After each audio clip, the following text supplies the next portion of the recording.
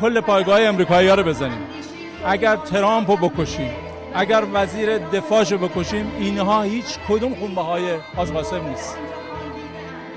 خونبه‌های حاج قاسم ازاله امریکا از منطقه. باید شر امریکایی‌ها رو از منطقه کم بکنیم، منطقه رو از وجود نحس اینا با تطهیر بکنیم. اتفاق میفته، حتما میفته. همونطوری که حججی ها یکی نبودن، قاسم سلیمانی هم یکی نیستن. ترامپ یک سرباز فراری جنگ ویتنامه. اون نمیتونه ملت ایران که 300,000 شهید داده رو این گونه بخواد تهدید بکنه. او کیه که بخواد ما رو تهدید بکنه؟ او اول باید تعداد زیادی تابوت سفارش بده برای سربازاش، بعد این کار رو بکنه. من فکر میکنم نظامیای آمریکا اینو میفهمن، ما رو نباید تهدید بکنن.